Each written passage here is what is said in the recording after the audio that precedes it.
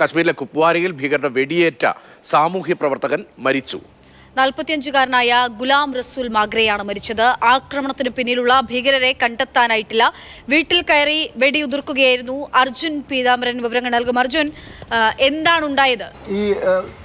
ഇദ്ദേഹത്തിന്റെ വീട്ടിൽ കയറി വെടിയുതിർത്തു. പക്ഷേ അതിന് പിന്നിലുണ്ടായിരുന്ന മോട്ടീവ് എന്താണ്, ലക്ഷ്യം എന്താണ് എന്നുള്ള കാര്യം ഇപ്പോഴും വ്യക്തമായിട്ടില്ല.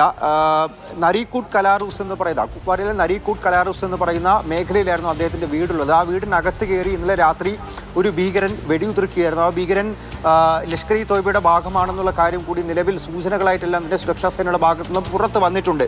നിലവിൽ ലഭിക്കുന്ന വിവരങ്ങൾ അനുസരിച്ച് ഈ ആളുകളെ, പ്രത്യേകിച്ചും ഈ പഹൽഗാം ഭീകരാക്രമണത്തിന് പിന്നിലുള്ളവരെ കണ്ടെത്താൻ, അതിലും കശ്മീരി സ്വദേശികളായിട്ടുള്ള ഭീകരരെ കണ്ടെത്താൻ വേണ്ടി വലിയ തോതിൽ സൈന്യവും ജമ്മു കാശ്മീർ പോലീസും എല്ലാം തന്നെ കശ്മീരി സ്വദേശികളായിട്ടുള്ള തദ്ദേശീയരായിട്ടുള്ള ആൾക്കാരുടെ സഹായം തേടിയിരുന്നു. ഇതിൽ പലപ്പോഴും ഈ തദ്ദേശീയരായിട്ടുള്ള ആളുകളെയും അതുപോലെ തന്നെ മറ്റ് കശ്മീരി വാസികളെയും എല്ലാം ഒത്തുകൂടി അല്ലെങ്കിൽ അവരെയെല്ലാം ഒന്നായി ചേർത്ത് ഈ അന്വേഷണവുമായി സഹകരിപ്പിക്കാൻ മുൻകൈയെടുത്ത് കൂടെ നിന്നത് ഇത്തരത്തിലുള്ള ഈ സോഷ്യൽ ആക്ടിവിസ്റ്റുകളാണ്, സാമൂഹിക പ്രവർത്തകരാണ്. അവരുടെ പങ്ക് വളരെ വലുതാണ്.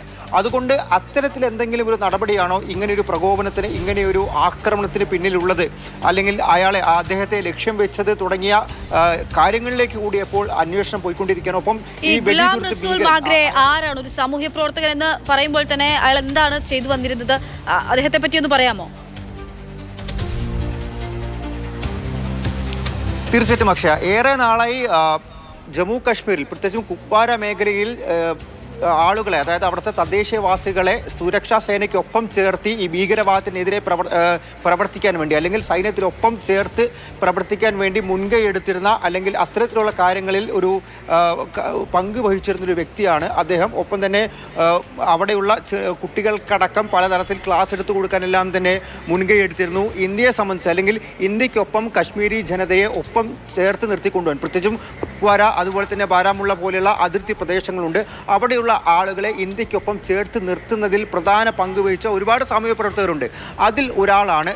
അതുപോലെ തന്നെയാണ് ഈയിടയ്ക്ക് ഈ ഭീകരാക്രമണത്തിന് പിന്നാലെ ഈ തദ്ദേശീയരായിട്ടുള്ള ആളുകളുടെ സഹായം സുരക്ഷാ സേനയ്ക്ക് ഉറപ്പാക്കാൻ വേണ്ടിയും അദ്ദേഹം ഒരുപാട് മുൻകൈ എടുത്ത് മുന്നോട്ട് വന്നിരുന്നു. അവരെയെല്ലാം തന്നെ അന്വേഷണത്തിന്റെ ഭാഗമായി ചേർത്ത് അദ്ദേഹം മുന്നോട്ട് പോയിരുന്നു. അതിന് പിന്നാലെ ഉണ്ടാകുന്ന ആക്രമണം, അതുകൊണ്ടാണ് ഒരുപക്ഷെ അങ്ങനെ എന്തെങ്കിലും ലക്ഷ്യം ഇതിന് പിന്നിൽ ഉണ്ടാകുമോ എന്നൊരു സംശയം വരുന്നതും സുരക്ഷാ സേന അത്തരത്തിലുള്ള അന്വേഷണങ്ങളിലേക്ക് ഇപ്പോൾ